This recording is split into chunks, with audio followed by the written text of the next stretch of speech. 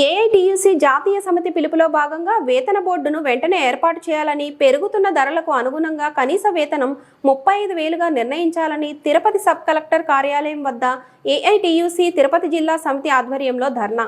ఈ సందర్భంగా జిల్లా అధ్యక్ష ప్రధాన కార్యదర్శులు చంద్రశేఖర్ రెడ్డి, రాధాకృష్ణలు మాట్లాడుతూ కార్మికుల కనీస వేతనం పెంచాలని, వేతన బోర్డును వెంటనే ఏర్పాటు చేయాలని, రాష్ట్రంలో కార్మికుల పరిస్థితి చాలా అధ్వానంగా ఉందని, డొక్కా సీతమ్మ మధ్యాహ్న భోజన కార్మికులకు ఇస్తున్న వేతనం 3,000 అని, ప్రభుత్వ పాఠశాలల్లో పనిచేస్తున్న ఆయాలు, స్వీపర్లు, వాచ్మెన్లకు 6,000 రూపాయలు చెల్లిస్తున్నారని, మెడికల్ డిపార్ట్మెంట్లో ఆశాలకు 10,000, పారిశుద్ధ్య కార్మికులకు, సెక్యూరిటీ గార్డులకు 8,000 నుండి 13,000 వరకు చెల్లిస్తున్నారని, అంగన్వాడీ కార్మికులకు 11,000 రూపాయలు, గ్రామ పంచాయతీ కార్మికులకు 10 నుంచి 13,000 రూపాయలు, స్వచ్ఛ భారత్ కార్మికులకు 6,000, ఇలా చెప్పుకుంటూ పోతే అనేక డిపార్ట్మెంట్లలో అతి తక్కువ వేతనంతో కార్మికుల వద్ద బ్రిటీ చాక్లెట్ చేయిస్తున్నారని, కాంట్రాక్టర్లు ఇష్టారాజ్యంగా వ్యవహరిస్తున్న ప్రభుత్వం పట్టించుకోవడం లేదని, భారత అత్యున్నత న్యాయస్థానం పెరుగుతున్న ధరలకు అనుగుణంగా కనీస వేతనం 26,000గా ఉండాలని 10 సంవత్సరాల క్రితం ప్రకటించిన ఇప్పటి వరకు అమలు చేయని పరిస్థితి కేంద్ర రాష్ట్ర ప్రభుత్వాలదని విమర్శించారు.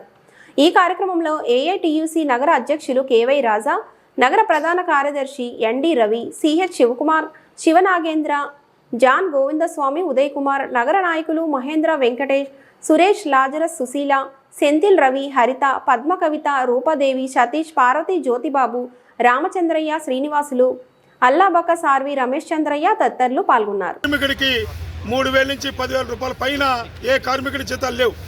ఇవాళ ఏ వస్తువు కొనాల్సి వచ్చినా ఆకాశాలు కడుతున్నాయి.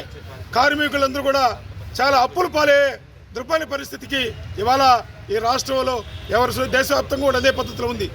ఏఐటీసీగా ఒకటే చెప్తున్నాం, మేము ఏదైతే కనీస వేతనాలు బోర్డును ఏర్పాటు చేసి ఆ బోర్డు ద్వారా ప్రతి కార్మికుడికి 35,000 రూపాయలు ఆ కుటుంబానికి చెందాటుగా ప్రభుత్వాలు నిర్ణయం తీసుకోవాలని చెప్పి ఇవాళ కలెక్టర్ ఆఫీస్ వద్ద ధర్నా కార్యక్రమం చేపడుతున్నాం. దాంట్లోనే ఇవాళ ఏ కార్మికుడికి ఉద్యోగ భద్రత లేకుండా పోతుంది. ప్రభుత్వాలు మారితే ఒక్కొక్క రకంగా ఒక్కొక్క జీవాలు తెచ్చి కార్మికుడు పట్టుకుంటే పద్ధతిలో ప్రభుత్వాలు ఎవరుస్తున్నాయి. దానికి వ్యతిరేకంగానే ఈరోజు ధర్నా కార్యక్రమం చేపట్టాం. రేపు 20వ తారీఖున దేశవ్యాప్తంగా కూడా సమ్మె కూడా ఉంటుంది.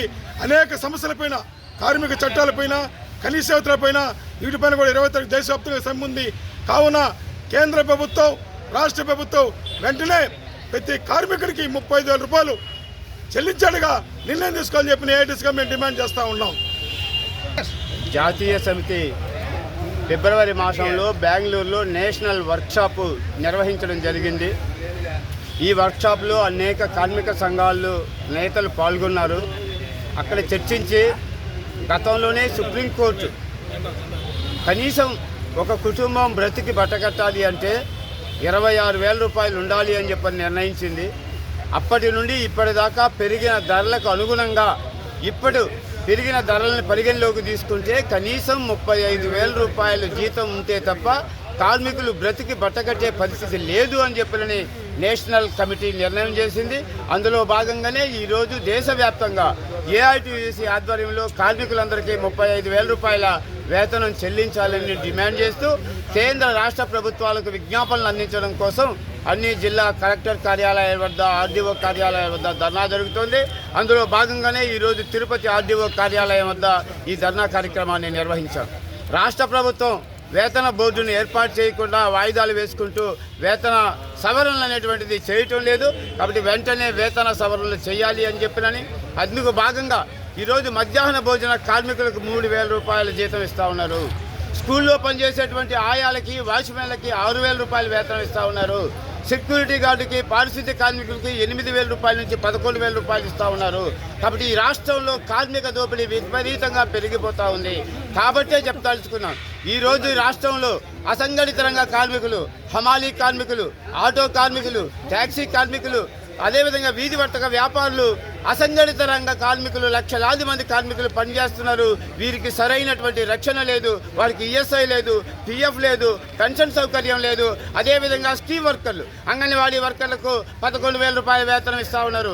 ఆశా కార్మికులకు 10,000 రూపాయల వేతనం ఇస్తూ ఉన్నారు. ఇంకా అనేక రకాల కార్మికులకి ఇంకా అతి తక్కువ వేతనం ఇస్తూ ఉన్నారు. ఉద్యోగ భద్రత లేదు, పని భద్రత లేదు.